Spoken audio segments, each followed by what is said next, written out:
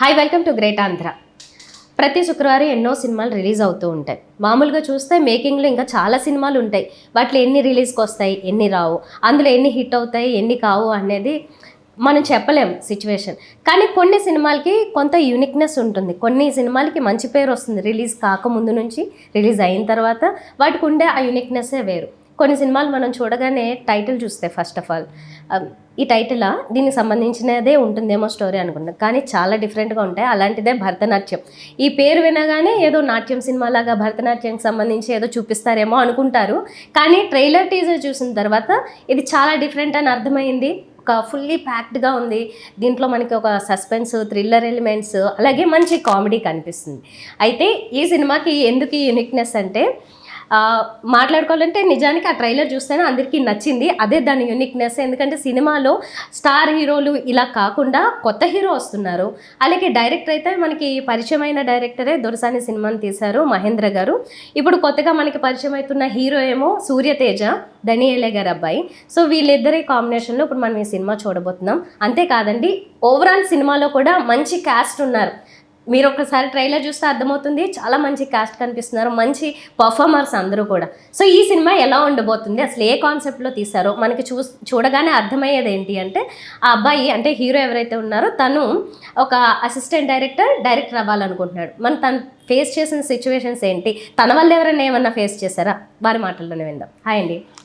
Hi, ఎలా ఉన్నారు? బాగున్నారా? ఓకే సార్, మీరు దొరసాని సినిమా తీశారు.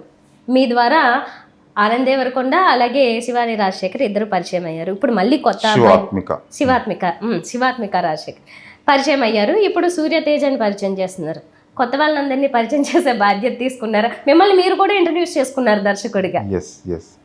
అలా ఏం లేదు, ఇది యాక్సిడెంటల్గా జరిగిందని చెప్పొచ్చు. దొరసాని టైంలోనైతే ఆ కథకి కొత్త హీరోయినే కావాలి. సో అక్కడ అది ప్రాపర్గా అట్లా సెటప్ అయింది. ఆనంద్, శివాత్మిక రావడము, వాళ్ళు అంటే ఇద్దరికి బ్యాక్గ్రౌండ్ కూడా ఉంది మళ్ళీ. ఎస్, ఇద్దరికి బ్యాక్గ్రౌండ్ ఉండడము బెస్ట్. ఇంకా వాళ్ళిద్దరే ఆ క్యారెక్టర్స్ కోసం వాళ్ళు పుట్టారు. అంత బాగా సెట్ అయినాయి ఆ క్యారెక్టర్స్, అలా వర్కౌట్ అయింది, మంచి పేరు వచ్చింది. కానీ ఈ సినిమాకి వచ్చేసరికి మళ్ళీ ఇది కూడా, ఈ కథా ప్రపంచం కూడా ఒక కొత్త హీరోనే చేయాలి. మన పక్కింటి అబ్బాయి లా ఉండే అబ్బాయి చేసేలాంటి క్యారెక్టరే. అంటే హీరో అయ్యేది కాదు, ఒక హీరో అయ్యే లాంటి క్యారెక్టర్ ఇది. సో అందుకోసం ఇందులో కూడా కొత్త సూర్యాన్ని తీసుకోవడం జరిగింది. ఇది యాక్సిడెంటల్గా జరిగిందని చెప్పొచ్చు. ఓకే, ఎలా అంటే దనియేలే గారు మీతో ముందు నుంచి ఆయనకి ఏమన్నా పరిచయం ఉందా, లేకపోతే అనుకోకుండా ఇది జరిగిందా? ఈ కాంబినేషన్ వాళ్ళ అబ్బాయిని లాంచ్ చేయడం అనేది ఆయనకి చాలా ఇంపార్టెంట్. ఎందుకంటే ఆయన సక్సెస్ఫుల్గా ఇదే ఇండస్ట్రీలో ఉన్నారు. వాళ్ళ అబ్బాయిని అప్పచెప్పడం అంటే అది ఆయనకి ఎవరైనా ఒక మంచి డైరెక్టర్ చేతిలో పెట్టాలని ఉంటుంది, ఒక మంచి కంటెంట్ ఉన్న వాళ్ళతో ఇంట్రడ్యూస్ చేయాలని ఉంటుంది. ఇది ఎలా జరిగింది? ఎస్, దనియేలే గారు ముందు నుంచి తెలుసు నాకు, 7-8 సంవత్సరాలుగా తెలుసు. ఇండస్ట్రీలో ఆయనతో కలిసి వర్క్ చేయడం జరిగింది. అయితే ఆయన తెలుసు అని కూడా ఇది జరిగిందని చెప్పడానికి లేదు. సో సూర్య నాకు తెలుసు, దనియేలే గారు అంతకంటే ముందు పరిచయంలో భాగంగా మా అబ్బాయిని పరిచయం చేయడం, తర్వాత నేను రాసుకుంటున్న కథలకి ఏవో సూర్య కథలు రాస్తాడు అని దనియేలే గారు చెప్పితే, సో అందులోంచి డిస్కషన్స్ చేయడము, తను ఏదైనా థాట్స్ ఇస్తాడు అన్నట్టుగా డిస్కస్ చేయడం జరిగింది. ఆ తర్వాత ఒకరోజు కరోనా టైంలో సూర్య ఫోన్ చేసి, అన్న ఒక స్టోరీ ఉంది మీకు వినిపిస్తాను, మీ ఒపీనియన్ చెప్తారా అన్నట్టుగా ఆ కాన్వర్సేషన్ జరిగితే, అంత బ్లాంక్ ఉంది కదా, ప్రపంచం అంతా సైలెంట్గా ఉంది కదా, సరే బయట మన మనుషులకు గలవట్లేదు కదా అని సూర్యని కలుద్దాం అన్నట్టుగా ఒక కాఫీ షాప్లో కూర్చొని జరిగిందనమాట. ఆ రోజు 2-3 అవర్స్ ఈ స్టోరీ ఐడియాని చాలా నీట్గా నెరేట్ చేశాడనమాట. అప్పుడే అనిపించింది నాకు, ఈ కథలో ఒక ఎనర్జీ ఉంది, ఇది సినిమాగా మారడానికి అవకాశం ఉంది, సక్సెస్ అవుతుంది, కమర్షియల్ ఎలిమెంట్స్ ఉన్నాయి. ఒక సినిమా తీయడానికి ఏవైతే మనకు ఎలిమెంట్స్ ఉంటాయో అవన్నీ ఉన్నట్టుగా స్ట్రాంగ్గా అనిపించింది. నేను దాన్ని ఆ టైం బాగా ఎంజాయ్ చేశాను. చేసిన తర్వాత ఓకే, కథ బాగుంది, మరి ఏంటి, కథ బాగుంది, ఏమనుకుంటున్నావు అంటే, నేను కథ ఒపీనియన్ చెప్పడానికే నాకు చెప్పాడని అనుకున్నాను.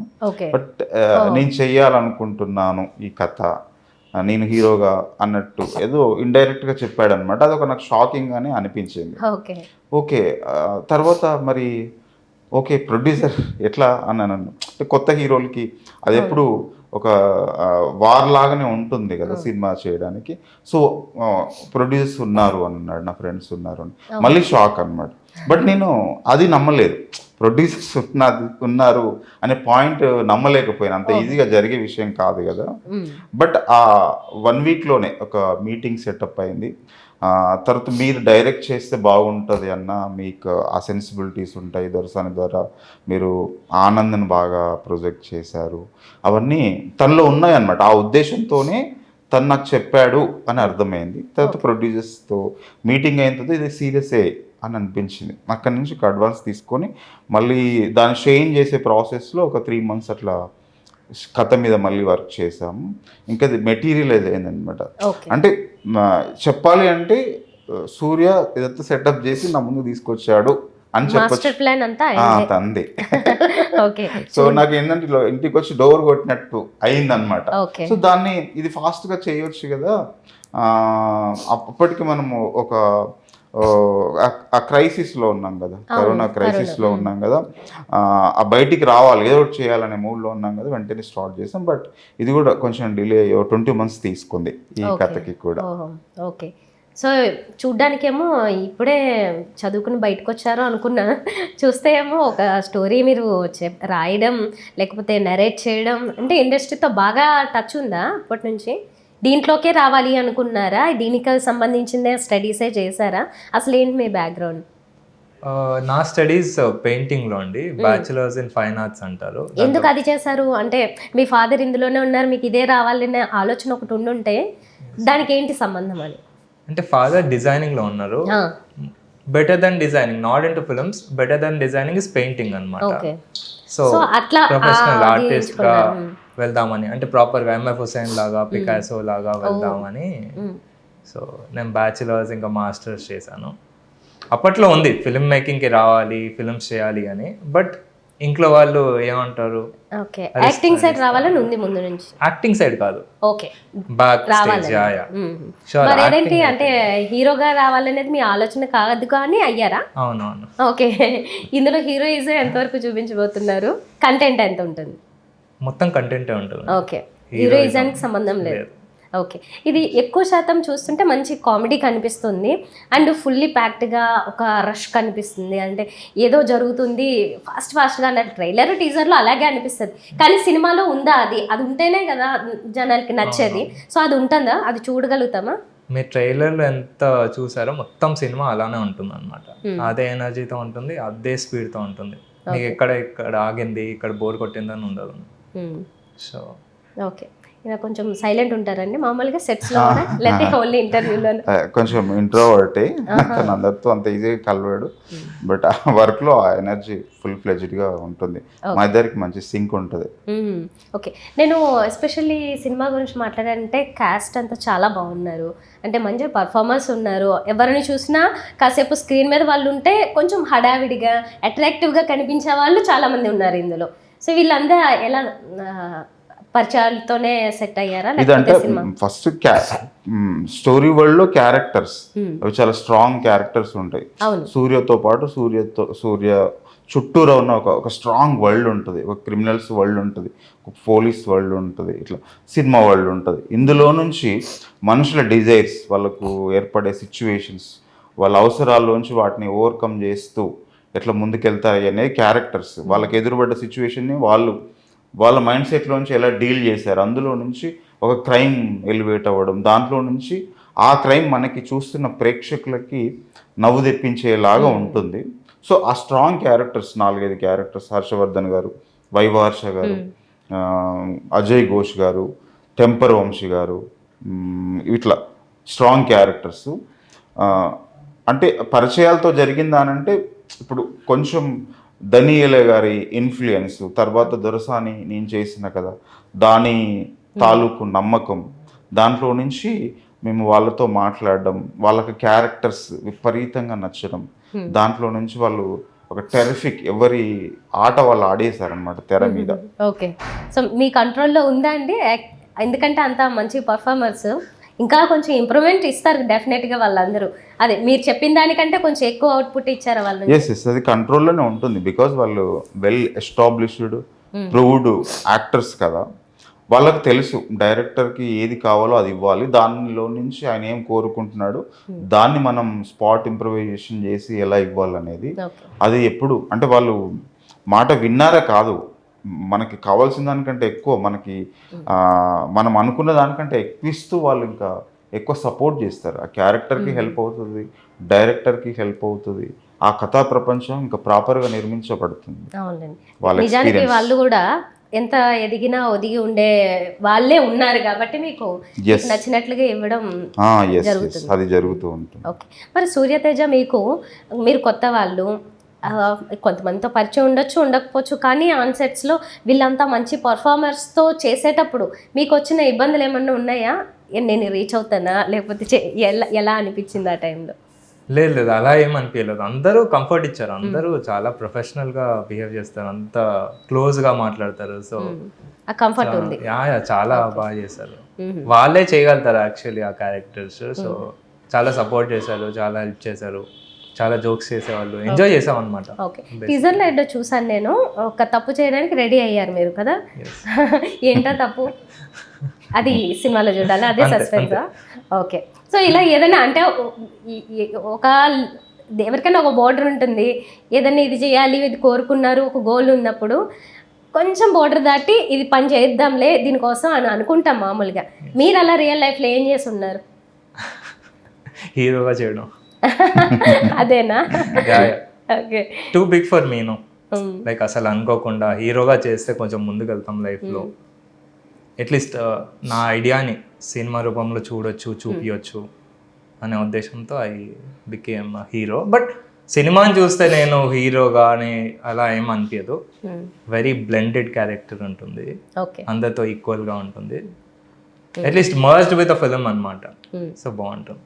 ఓకే, ఇంకొకటి మామూలుగా ఇది అంటే సినిమా ఉంటుంది కాబట్టి ఈ సినిమాలో ఇన్నిసార్లు సినిమాలు వచ్చింది, అది మీరు ఒక బడ్జెట్ విషయం కూడా మాట్లాడారు, 5 కోట్లు అవగొట్టేద్దామని. ఏదో ఏంటి అసలు దీని గురించే చెప్పదలుచుకున్నారా? ఆ సినిమా గురించి చెప్పారా? పనిలో పనిగా దీనికి కూడా లింక్ చేస్తారా? దాన్ని మీరు ఇప్పుడు ఏవైతే క్వశ్చన్స్ ఉన్నాయో వెరీ ఇంట్రెస్టింగ్, అది ఉండాలి యాక్చువల్గా మీకు కానీ ప్రేక్షకులు కానీ ఉండాలి, రావాలి, అది జనరేట్ అవ్వాలనేది నా ఉద్దేశం. సో దాన్ని ఇప్పుడు చెప్పలేను, దాని జస్టిఫికేషన్ సినిమాలో వస్తుంది అంతే. నేను ఇప్పుడు అడిగిన ప్రశ్న 5 కోట్లకు కూడా అందులో ఉంటుంది కదా. ఓకే, మధ్యలో కొంతమంది ఫారినర్స్ కూడా కనిపించారు ఒక చిన్న షాట్ లో. మీ బడ్జెట్ లో మరి లోపల ఉంటాయి ఎలా ఉంటాయి? టెరిఫిక్. అది ఆ బడ్జెట్ లో అంటే అదొక ఎలిమెంట్, ఇంకా చాలా బడ్జెట్స్ వేరే కూడా ఉంటాయి, క్రోర్స్ మ్యాటర్స్ కూడా ఉంటాయి సినిమాలో.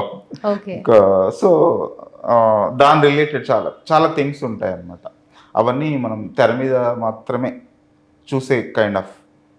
ఓకే, అంటే చిన్న బడ్జెట్ అనుకున్నాం, పెద్దగా అయింది, అందుకని ఫారినర్స్, రష్యన్స్ అందరిని తెప్పించాం. అయ్యింది కాబట్టి తెప్పించారా? అవుతుంది కాబట్టి తెప్పించాం. ఓకే, లేకపోతే ఎవరితోనే సరిపెట్టే వాళ్ళ అంటే ఆ సీన్కి వాళ్ళ రిక్వైర్మెంట్ ఉందా ఖచ్చితంగా? వేరే వాళ్ళతో కూడా చేసేయచ్చా అని? లేదు, వాళ్ళే చేయాలి. ఓకే, ఏంటో మరి అంత సస్పెన్స్. అసలు మెయిన్ సస్పెన్స్ ఏంటండి సినిమాలో? అంటే చాలా జరుగుతూ ఉన్నాయి, ఓ పక్క భరతనాట్యం అంటున్నారు, డాన్స్ ఏమో ఉండదు, వైవా హర్ష గారు ఏదో అక్కడక్కడ కనబడ్డారు, మరి ఎందుకని ఈ టైటిల్ ఎందుకు, ఎలా జస్టిఫికేషన్ అవుతుంది? అంటే ఇది వెరీ క్లియర్ మనం చెప్తున్నాం, భరతనాట్యం గురించి సినిమా కాదు. బట్ భరతనాట్యం అనేది చాలా ఇంపార్టెంట్ ఎలిమెంట్ ఈ సినిమాలో. సో దాని చుట్టూ రౌండ్ చేస్తూ ఉంటుంది వరల్డ్. దాంట్లోంచి ఒక కాన్ఫ్లిక్ట్ జనరేట్ అయ్యి హీరో క్రిమినల్స్ అంటే సాధారణ ఒక అసిస్టెంట్ డైరెక్టర్, రకరకాలుగా స్ట్రగుల్ చేస్తున్న అసిస్టెంట్ డైరెక్టర్ ఒకటి అచీవ్ చేయబోయి బొక్కబొర్లో పడిపోయి క్రిమినల్స్ వరల్డ్లో పడితే ఈయన ఏం చేశారు, ఈయన వాళ్ళని ఏం చేసి సర్వైవ్ అయ్యాడు అనేది. దాంట్లో ఇంతకంటే ఎక్కువ ఏం చెప్పడానికి ఉండదు, ఇంతకంటే ఎక్కువ రివీల్ చేయడానికి ఉండదు. ఆయనకి ఇప్పుడు వైవాహర్ష కూడా చాలా strong and at the same time screen space చాలా ఎక్కువ ఉన్న క్యారెక్టర్ అనమాట. తనేమో యాక్టర్ అవుదామని ఎక్కడో మారుమూల ఆంధ్ర నుంచి హైదరాబాద్కి వచ్చి హీరో అయ్యి ఇండస్ట్రీని వెళ్దామని అనుకున్న క్యారెక్టర్. సో తను కూడా ఇతన్ని ఎలా ఎఫెక్ట్ చేశాడు, వీళ్ళ మధ్యలో ఆ రిలేషన్ ఏంటి, అతను ఈయన క్రైసిస్ని ఎలా ఎన్హాన్స్ చేశాడు, ఇదంతా కూడా మనం అంటే కథగా వాళ్ళ క్యారెక్టర్స్లోంచి చాలా సీరియస్ ఎలిమెంట్స్ ఇవన్నీ, కానీ చూస్తున్న మనకి చాలా నవ్వు తెప్పించి బాగా నవ్వుకుంటాం. రైట్. అంటే ఒక్క మాటలో చెప్పాలంటే భరతనాట్యం సస్పెన్స్ అనమాట. ఓకే. ఓకే, చూస్తేగానే అర్థం కదింది కదా ఏంటనేది. సార్ మీరే ఈ స్టోరీకి అయితే మీరే కదా బ్యాక్గ్రౌండ్ అంతా చూసుకున్నది, మ్యాక్సిమం స్టోరీ మీదే. ఓకే.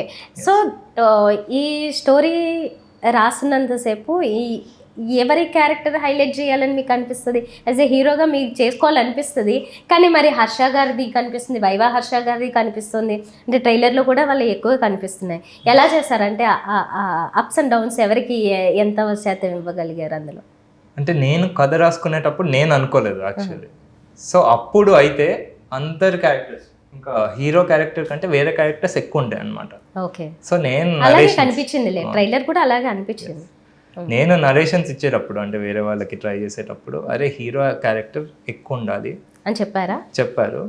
దానికి నేను ఆలోచించి హీరో క్యారెక్టర్ ఈక్వల్ గా చేశాను అంతే తప్ప ఎక్కువ అయితే చేయలేదు. అన్ని పిల్లర్స్ లాగానే ఉంటాయి క్యారెక్టర్స్. అంటే హీరో సపరేట్, హీరోని అందరు ఫాలో. ఇప్పుడు జనరల్ రెగ్యులర్ సినిమాల్లో హీరో ఉండి మిగతా అన్ని ఇలా డాట్స్ లాగా ఉంటాయి కదా, ఇందులో అలా కాదు, అన్నీ సరి సమానంగా పోటీ పడ్డట్టుగానే ఉంటాయి.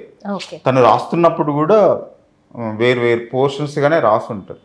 తర్వాత ఇంకా అది ఒక హీరోగా కొంత బ్లెండ్ చేయాల్సి వచ్చింది, కానీ అన్నిటికీ చాలా ఇంపార్టెన్స్ ఉంటుంది. ఓకే. మరి అంటే సినిమాల్లో మామూలుగా చూస్తే 4 ఫైట్లు 4 పాటలు ఇలా అంటారు కదా, ఆ కాన్సెప్ట్ కూడా ఏదో పెట్టారు మీరు ట్రైలర్లో, సాంగ్ పెట్టేద్దామా అన్నారు. ఒక ఐటమ్ సాంగ్ కూడా కనబడుతుంది, దాని రిక్వైర్మెంట్ ఏంటి అసలు? దాన్ని ఐటమ్ సాంగ్ అనొద్దు, స్పెషల్ సాంగ్ అనాలి. సరేలేండి, అంటే అదే ట్రెడిషనల్ వర్డ్, ఇది ఇప్పుడు స్టైలిష్ సిచ్యువేషనల్ సాంగ్. అందులో సినిమా తాలూకు ఒక మంచి ఫిలాసఫీ చెప్పబడింది. కాసర్ల శ్యామన్న రాశారు, చాలా అద్భుతమైన లిరిక్స్ ఉంటాయి. అంటే సినిమా ప్రయత్నాలు చేస్తున్న వాళ్ళకి, సినిమా ఇండస్ట్రీలో స్ట్రగుల్ చేస్తున్న వాళ్ళకి ఉద్దేశించి రాసినప్పటికీ ఏ రంగంలో స్ట్రగుల్ చేస్తున్న వాళ్ళకైనా కూడా అది ఎదురుపడుతుంటుంది అనే ఫిలాసఫీ చాలా బాగా చెప్పబడింది. ఓకే. మరి ఈ కాన్సెప్ట్లో అంటే సినిమా వాళ్ళ కష్టాలు, లేకపోతే సినిమా డైరెక్టర్ అవ్వడానికి ట్రై చేసే వాళ్ళ బేస్ సినిమాలు కొన్ని వచ్చాయి, సునీల్ గారు కూడా చేశారు, అలాంటివి ఉన్నాయి. మీకు ఎంత అనుభవం ఉందని వాళ్ళ గురించి చూపించారు, అంటే ఎట్లా చూపించగలిగారు, అందులో చెప్పగలిగారు కథలో? అంటే బేసికల్గా ఓన్లీ అసిస్టెంట్ డైరెక్టర్ పడే కష్టాలే కాదు, ఎవ్రీబడి కెన్ రిలేట్ అనమాట. బట్ నేను చూస్తూ ఉన్నాను చాలా మంది అసిస్టెంట్ డైరెక్టర్స్ కానీ, డైరెక్టర్స్ కానీ, ఫిలిం మేకర్స్ కానీ చిన్నప్పటి నుంచి చూస్తూ ఉన్నాను. నేను కూడా ఫేస్ చేసిన కొన్ని ప్రాబ్లమ్ పెట్టేశాను. కొంచెం రియలిస్టిక్ కామికల్ డ్రామా ఉంటుంది, అంటే మనం ఊహించుకుంటే వెరీ సాడ్గా ఉంటుంది, చాలా బాధగా ఉంటుంది. బట్ కామెడీ టచ్ ఇచ్చాం. సో బట్ మీరు క్వశ్చన్ ఇలా అడగాలి, అంటే తను జనరల్గా చాలా థింగ్స్ తెలుస్తాయి. సినిమా ఇండస్ట్రీ అంటే వాళ్ళ డాడ్ సినిమా ఇండస్ట్రీలో ఉన్నాడు కాబట్టి సినిమా ఇండస్ట్రీకి సంబంధించిన విషయాలు తెలుస్తాయి, కానీ క్రైమ్ వరల్డ్ ఎలా తెలుసు అని అడగాలి. ఈ సినిమా క్యారెక్టర్ అసిస్టెంట్ డైరెక్టర్, కానీ ఇది సినిమా నేపథ్యం కాదు, ఈ సినిమా క్రైమ్ వరల్డ్ నేపథ్యం.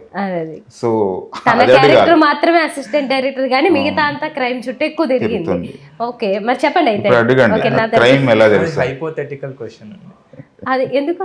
రోబో సినిమాలో రజనీకాంత్ చెప్తాడు, అది చెప్పలేను ఆన్సర్ అన్నట్టు. అయ్యా కాదు, ఎక్కడో అంటే చూసారా ఏమన్నా, మీ సినిమాలు చూసి నేర్చుకున్నదా ఆ క్రైమ్ ఏమన్నా, లేకపోతే ఎలా వచ్చింది, ఏమన్నా జరిగింది, కొంచెం దగ్గరగా ఏమన్నా జరిగిందా, లేకపోతే లైఫ్లో దగ్గరగా అంటే అరే మనం చూస్తుండే భరతనాట్యం వరకు చూసుకుంటే ఒకవేళ అరే ఇది జరగవచ్చు కదా, ఇది జరిగిందే కదా, మనకు తెలిసిందే కదా అనిపిస్తుంది. సో ఆల్రెడీ చూస్తే అనిపిస్తుంది, కానీ మీరు రాశారు కాబట్టి అంటున్నాను. ఎక్కడ చూసారా, ఉందా దానికి ఏమన్నా ఇన్సిడెంట్స్, రియల్ ఇన్సిడెంట్స్ కొన్ని ఉన్నాయి, కొన్ని ఫిక్షన్ అండి. చెప్పండి, పర్లేదు, కొంచెం రివీల్ చేయండి. రియల్ ఇన్సిడెంట్ ఏదన్నా కొద్దిగా అంటే ఎగ్జాక్ట్ స్టోరీ చెప్పమన్నట్లేదు, ఏం చూసారు దాన్ని ఇందులో ఇంకొంచెం ఎలాబరేట్ చేసి ఉంటారు, అసలు ఏం చూసారు మీరు ఆ క్రైమ్ రిలేటెడ్? అంటే నార్మల్ గా వి విల్ సీ కదా గ్యాంగ్స్టర్స్ ఉంటారు మనకి ఓల్డ్ సిటీ దగ్గర కానీ ఇక్కడ కానీ. హైదరాబాద్ లో పెరిగారు కాబట్టి పెరిగాను కాబట్టి అవన్నీ టచ్ ఉంటాయి, గొడవలు ఉంటాయి, దాంట్లోకి వెళ్తే ఎలా ఉంటుంది, దానికి బియాండ్ ఆ గేట్ దాటితే లోపల ఎవరు ఉంటారు, అలా నేను కాలేజ్ టైంలో చూస్తున్నాను. అంటే ఇరుక్కున్నారు ఎప్పుడన్నా అలాగా ఫ్రెండ్స్ తో పాటు మీరు అలా? కానీ ఏదో ఒకటి జరిగి ఉంటుంది, ఎందుకంటే నాకు ఏదో ఎక్స్పీరియన్స్ ఉంది, అది చెప్పలేకపోవచ్చు. కానీ నన్ను ఓల్డ్ సిటీకి తీసుకెళ్ళి కొన్ని ఏరియాలు చూపించాడు. తనకంటే నేను పెద్దవాడిని, నాకు ఎక్కువ తెలియాలి కదా, కానీ నాకు చూపించాడు ఓల్డ్ సిటీలో కొన్ని ఏరియాలు. ఓపెన్ అవ్వట్లేదు. మీరు చేసిన తప్పుకే ఇరుక్కుని ఉండొచ్చు, లేకపోతే ఫ్రెండ్స్ ద్వారా ఏదైనా అయ్యి ఉండొచ్చు, కానీ చెప్పట్లేదు మీరు. మీ ఫాదర్కి తెలుసా పోనీ? కెమెరా కట్ చేస్తే చెప్తాను. సరే అయితే నేను తర్వాత తెలుసుకుంటా, ఇప్పుడు మీరైతే చెప్పరు కానీ. ఓకే, అయితే మీకు తనలో కనిపించిన టాలెంట్ ఏదండి? ఒక నెరేటర్ గానా, స్టోరీ రైటర్ గానా, యాక్టర్ గానా, ఎలా అనిపించారు? అంటే ఓవరాల్గా ఇట్లా చెప్పలేను కానీ తనలో హ్యూమర్ ఉంటుంది. హ్యూమర్ అంటే ఏది చెప్పినా ఏది ఆలోచించినా హ్యూమర్ జనరేట్ అవుతుంది. ఎంత సీరియస్ టాపిక్లోనైనా కూడా దాన్ని హ్యూమర్గా బ్లెండ్ చేసి ఎక్స్ప్రెస్ చేయడానికి ట్రై చేస్తాడు. ఆ టాలెంట్ ఉంటుంది తనలో, నేను ఈ జర్నీలో గమనించిన పాయింట్. ఓకే, సో మీ విషయానికి వద్దాం. దొరసాని సినిమా ఒక మంచి ఊహించని సబ్జెక్ట్ అది నిజానికి. అంటే మేము ఎవరూ చూడలేదు, అలా ఉండేది మేమైతే చూడలేదు, ఈ జనరేషన్ వాళ్ళు అయితే చూసి ఉండరు, కానీ మీరు దాన్ని చూపించారు అలాగా. సో ఆ సినిమా మీరు అనుకున్న రీచ్ అయిందా? మీరు ఒక డైరెక్టర్గా సక్సెస్ అయ్యానని అనుకున్నారా, అనుకోలేదా దాని తర్వాత? ఎస్ అండి, అంటే దొరసాని గురించి ఎప్పుడూ మాట్లాడతారు, గుర్తు కూడా ఉండిపోయింది, దానికి ఒక స్పెషల్ స్థానంగా ఉండింది. సో ఆ రకంగా అది దానికి ఒక ప్రత్యేకమైన స్థానం ఉంది. క్రిటిక్స్ వైపు నుంచి చాలా అప్లాజ్ వచ్చింది, కొన్ని వేల రివ్యూస్ రాశారు. ఇది క్రిటిక్స్కే కాకుండా జనం కూడా, చూసిన వాళ్ళు కూడా. సో దానికి ఎప్పుడు ఆ ప్లేస్ ఉందన్నమాట, దానికి నేను వెరీ హ్యాపీ. తర్వాత ఏంటంటే దాన్ని ఒక యజ్ఞంలా చేశానని చెప్పొచ్చు నేను. అది మీకు సినిమాలో కనబడుతుంది, ఆ సీరియస్నెస్ ఎంత బాగా చేశారు అనేది. అది ఎప్పుడూ ఉంటుంది. అది ఫస్ట్ ప్రాజెక్ట్ అవ్వడం అనేది నేను ప్రౌడ్గా ఫీల్ అవుతాను. సో చాలా పెద్దవాళ్ళు అసోసియేట్ అయ్యి ఆ సినిమాని చేశారు అని అంటే వాళ్ళు ఎంత నమ్మితే అది జరిగి ఉండవచ్చు. అవును, ఒకటి అప్పటిదే కానీ ఒక క్వశ్చన్ ఉండిపోయింది నాకు అలాగా. శివాత్మిక రాజశేఖర్ని ఇప్పుడు విజయ్ దేవరకొండ ఇన్వాల్వ్ కాకపోవచ్చు ఆనంద్ దేవరకొండ కోసం అని నా ఉద్దేశం. బట్ జీవిత రాజశేఖర్ గారు అయితే వాళ్ళ అమ్మాయిని ఇంట్రడ్యూస్ చేయడం వాళ్ళకి పెద్ద విషయమే కాబట్టి, ఇంపార్టెంట్ విషయం కాబట్టి, వాళ్ళ ఇన్వాల్వ్మెంట్ లేకపోతే అది ఎలా ఉండేది అసలు? అప్పుడు మీకు ప్రెషర్ ఉండేదా, ఎలా ఉండేది? ప్రెషర్ లేదు, యాక్చువల్గా కంఫర్ట్ ఉంది వాళ్ళు ఉండడం వల్ల. ఇప్పుడు శివాత్మిక తీసుకుంటే క్యారెక్టర్ చాలా పర్ఫెక్ట్. ఒకరోజు నేను వాళ్ళకి స్టోరీ నెరేట్ చేశాను, వాళ్ళకి అమేజింగ్గా ఫీల్ అయ్యారు. శివాత్మికను ఈ సినిమా ద్వారా ఇంట్రడ్యూస్ చేయాలని ఫిక్స్ అయ్యారు. ఆ తర్వాత అంటే కథ చాలా బాగా చెప్తున్నాడు, చాలా అథెంటిక్గా ఉంది, ఆ వరల్డ్ బాగా ఉంది, కమాండింగ్ బాగుంది. బట్ సినిమా ఎలా తీస్తాడో తెలియదు అనేది ఒకటి ఉంటుంది, దగ్గర ఉండి చూసుకోవడం అలా దానికే వస్తున్నాను. అంటే ఎక్కువ జీవిత మేడం సెట్లో వచ్చేవాళ్ళు శివాత్మికతో, తర్వాత శివాని కూడా వచ్చేది సెట్కి, అవుట్డోర్ చేసాము. అయితే నేను ఫస్ట్ ఒక షార్ట్ తీసా, ఆమె ఫోన్లో మాట్లాడుతుంటుంది వాళ్ళ బ్రదర్తో, ఆ షార్ట్ తీసా. ఆ షార్ట్ తీయడం చూసిన తర్వాత 64 days ఐ థింక్ నాకు గుర్తున్నంత వరకు మళ్ళీ ఆమె మానిటర్ వైపు రాలేదు, ఒక సింగిల్ వర్డ్ అనమాట. వాళ్ళే చెప్పారనమాట, మీకు అంత క్లారిటీ ఉన్నప్పుడు మేము వచ్చి మధ్యలో దాన్ని డిస్టర్బ్ చేయడం ఎందుకు అని. నాకు అంటే బయట ఏదన్నా అనుకుంటారేమో కానీ చాలా కంఫర్ట్, అది ఫ్యామిలీ లాగా ఉంటుంది. వాళ్ళ స్ట్రెంగ్త్, సినిమాకి స్ట్రెంగ్త్. అట్లనే ఆనంద్ దేవరకొండ ఫాదర్ వర్ధన్ గారు కూడా చాలా ఎంత సపోర్ట్ అనమాట డైరెక్టర్కి, అంత సపోర్ట్. ఇక మధుర శ్రీధర్ గారు కావచ్చు, యశ్ రంగినేని గారు కావచ్చు, ఇంకోవైపు బ్యాక్ నుంచి సురేష్ బాబు గారు కావచ్చు, అంత సపోర్ట్. అందువల్లనే అదంతా బాగా జరిగింది. ఓకే, మీకు దానికి దీనికి మధ్యలో కొంచెం ఎక్కువ టైమే పట్టింది ఎందుకు? ఇంకా నేను ఒక దొరసాని తర్వాత ఒక కథ మీద వర్క్ చేస్తున్నాను, ఒక హీరోకి చేస్తూ ఉన్నాను. ఎవరా హీరో? అది ఇప్పుడు చెప్పడం కరెక్ట్ కాదు, బట్ దానికి ఆన్సర్ చెప్తాను నేను ఓకే. తర్వాత ఫ్యూచర్లో డెఫినెట్లీ చెప్తాను. అది కొంచెం ఎక్కువ బడ్జెట్ అన్నమాట ఆ సమయానికి. 5 crores కంటే ఎక్కువ? ఎక్కువ ఎక్కువ ఎక్కువ బడ్జెట్. దానివల్ల దాన్ని థింక్ చేస్తున్న ప్రాసెస్ నడుస్తుంది, కరోనా వచ్చింది, 2 years పోయింది. ఆ తర్వాత పరిణామాలు మారుతూ ఉంటాయి కదా సినిమా ఇండస్ట్రీలో ఎవ్రీ ఇయర్. ఎందుకో ఇంకా మెటీరియలైజ్ కాలేదు, అట్లా హోల్డ్ అయి ఉంది. ఆ కరెక్ట్ అదే టైంలో మళ్ళీ నేను వేరే ఇంకేదో స్క్రిప్ట్ మీద వర్క్ చేస్తూ ఉన్నాను. సడన్గా అదే టైంలో సూర్య ఒకరోజు ఫోన్ చేసి ఇది జరిగిందనమాట, మీరు కలవడం, మీ కథ జరగడం, తర్వాత రెడీగా ఉంది కదా, ఇది సక్సెస్ఫుల్ సినిమా అవుతుంది కదా. నేను నా మైండ్ సెట్ అంతా కూడా క్రైమ్ వరల్డ్, క్రైమ్ డ్రామా, ఈ కైండ్ ఆఫ్ థింకింగ్స్తోనే ఉన్నది ఆ టైం. సో సూర్య చెప్పినది కూడా అలాంటి వర్డే. అది ఒక పర్ఫెక్ట్ ఉన్నప్పుడు దాన్ని ఎందుకు ఇగ్నోర్ చేయడము అని చెప్పేసి ఇమీడియట్లీ స్టార్ట్ చేసి చేయడం జరిగింది. ఎంజాయ్ చేశాను. ఓకే, ఇప్పుడు సినిమా ప్రేక్షకుల విషయానికి వస్తే ఈ సినిమాని ఎందుకు చూడాలి? మీరైతే మంచి ప్రమోషన్స్ చేస్తున్నారు, ట్రైలర్ టీజర్ అంతా బాగుండేలా చూసుకున్నారు, ఓకే. ఒక కొత్త హీరోగా ఉన్నప్పుడు వాళ్ళు ఇప్పుడు ఆల్రెడీ ఎస్టాబ్లిష్డ్ వాళ్ళకే థియేటర్ రావడం అనేది ఒక టాస్క్. ఎలా రప్పించాలి అనేది చాలా కష్టమే. మీరు మంచి ప్రమోషన్సే చేస్తున్నారు, కానీ ఎలా వస్తారు అని మీ ధైర్యము, నమ్మకము? అది తెలియదండి. సినిమా తీసే వరకే మన చేతిలో ఉంటుంది. ఒక ఆడియన్స్ వెళ్ళి టికెట్ కొని చూడాలంటే మన చేతిలో ఉండదు, బట్ చూడాలనే ప్రయత్నిస్తుంటాం. My aim is to make a good film. It's like audience opinion to come and watch our film. It's in their hands. అది మనం అస్సలు చెప్పలేము ఏ సినిమా చూస్తారు, బట్ మేమైతే చెప్పగలుగుతాం మా కంటెంట్ మీరు ఎంజాయ్ చేస్తారు. It's like completely packed entertainer అనమాట. మంచి కంటెంట్, ఎంటర్టైన్మెంట్ ఇచ్చే కంటెంట్ అంతే. కొత్త వాడిని అలా ఇలా చూడకపోతే చూస్తే బాగా ఎంజాయ్ చేస్తారు. మీ కంటెంట్ మీద మీకు నమ్మకం? ఎస్. ఓకే, మీరు ఆనంద్ దేవరకొండని ఇంట్రడ్యూస్ చేశారు. ఇప్పుడేమో ఆయన 100 కోట్ల హీరో అయిపోయాడు కాబట్టి, అంటే బేబీతో మారిపోయింది చాలా వరకు. మధ్యలో కూడా ఆయన చూస్ చేసుకున్న సబ్జెక్టులు చాలా మంచి సబ్జెక్ట్స్ అన్నీ. అవి హిట్ అయ్యాయా అవ్వకపోయినా వేరే విషయం, కానీ అన్నీ మంచి డిఫరెంట్గా సెలెక్ట్ చేసుకుంటాడు. సో తనతో ఏమన్నా మళ్ళీ తీస్తారా? ఇంకేమన్నా ఉందా? అది ముందే జరిగిందా ప్రామిస్? అంటే మనం మళ్ళీ చేద్దాం ఒకటి అని ప్రామిస్ చేయాలి అని అంత దూరం లేదు మా రిలేషన్. ప్రామిస్ చేయాలి అని అంటే వేరు, దాన్ని వేరే లాగా కదా. ప్రామిస్ చేసావు నువ్వు నాకు చేయాలి, అది కాదు కదా. మేము అంత దూరంగా లేము, దగ్గరగా ఉన్నాం. తమ్ముడు ఒక టెరిఫిక్ సబ్జెక్ట్ నీకోసం అంటే రెడీ అన్న అనే అంటాడు. ఓకే, అనుకుంటున్నాను నేను. ఓకే, మీకు ఒక డైరెక్టర్గా ఉంటుంది కదా, వీళ్ళతో చేద్దాం వాళ్ళతో చేద్దాం, ఇది గోల్, ఇది నేను చేరుకోవాల్సింది అని. అది ఏంటి, మీరు ఏం పెట్టుకున్నారంటే ఎవరితో చేయాలని ఉందా, లేకపోతే ఇంత బడ్జెట్ సినిమా తీయాలి నేను నా డైరెక్షన్లో అని ఉందా, ఎలా ఉంది? అంటే బడ్జెట్ రిలేటెడ్ థింగ్స్ ఉండవు, ఏదైనా కూడా స్టోరీ పాయింట్ అది ఇంత కావాలని అడుగుతుంది కాబట్టి మనకు సంబంధం లేని అంశం. ఆ స్టోరీకి ఏం ఇవ్వాలో అది ఇవ్వాలి ఎవరైనా కూడా. బట్ యాక్టర్గా అంటే నా గోల్ పెద్దగా ఉంటుంది, నేను రజనీకాంత్ గారిని డైరెక్ట్ చేయాలి, అది ఉంది. ఉంది. ఓకే, రజనీకాంత్ గారు చాలా డిఫరెంట్గా చెప్పారు మీరు. అంటే టాలీవుడ్లో చెప్తారు అనుకున్నా, ఆయన కాదు అని కాదు, కానీ అందరికీ సుపరిచితుల, అందరికీ ఫేవరెటే. కాకపోతే టాలీవుడ్లో చెప్పండి ఎవరినైనా ఒక నేమ్. విజయ్ దేవరకొండ. అరే ఓకే, ఆయన ఇంకా కష్టం నిజానికి.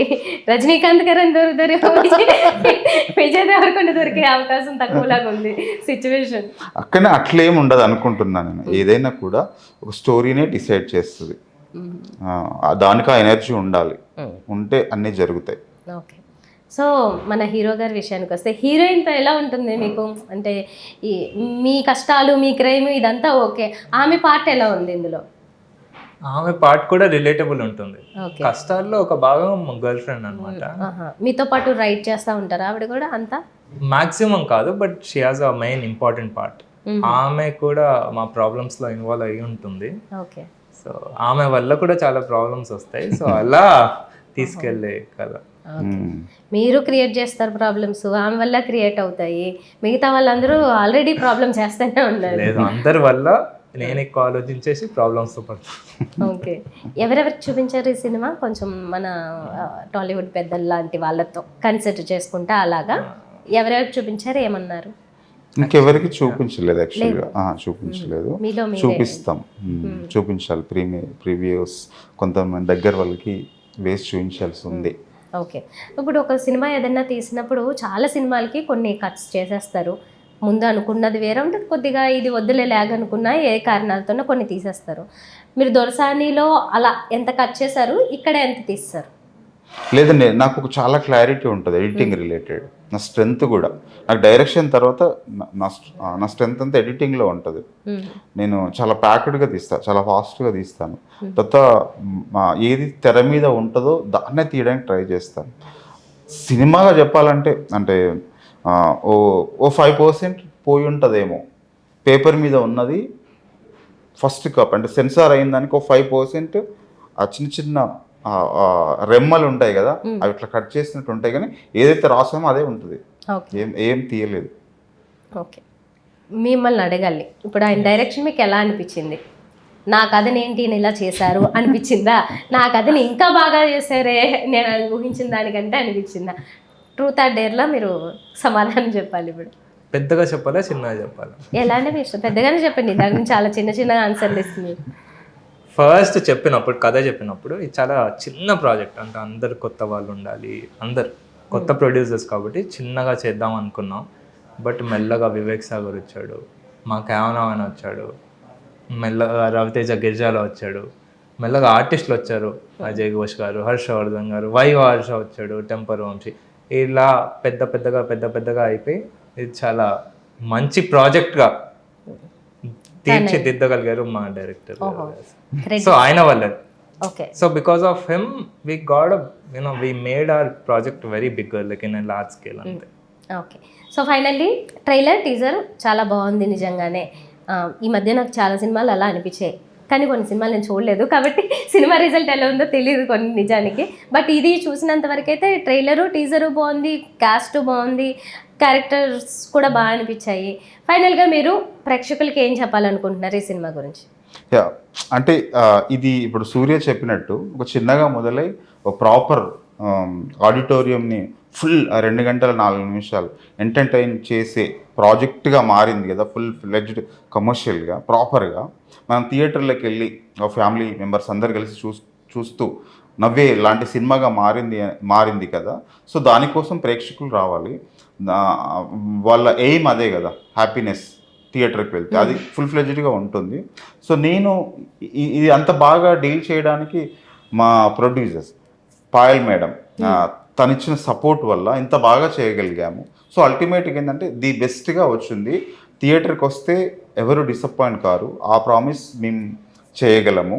సో ఇప్పుడు ఎగ్జామ్స్ ఇదంతా అయిపోయిన తర్వాత April 5th ల్యాండ్ అవుతుంది. ఆ రైట్ టైం, ఒక సమ్మర్ అనేది రైట్ స్టార్ట్ ఈ సినిమాతో ఉంటుంది. ఇంకొకటండి అక్కడే విషయము, మీకు కాంపిటీషన్ ఏం లేవా మరి? ఎందుకంటే టిలు స్క్వేర్ ఒకటి 29th ఏమో రిలీజ్ అవుతుంది, అది రిలీజ్ అయ్యాక మీద వస్తుంది. ఎట్లా అంటే ఏముండదు మాకు దానికి సంబంధము అనుకుంటున్నారా? ఎంతైనా కొంచెం ఎఫెక్ట్ చేస్తుందన్న? అట్లా ఏమి ఉండదు. ఇప్పుడు వేరే సినిమాల గురించి మాట్లాడాల్సిన అవసరం లేదు. ఈ సినిమా మంచిది, బెస్ట్. సో నేను థియేటర్కి వెళ్తే ఏం కోరుకుంటానో అది 100% ఈ సినిమాలో ఉంది.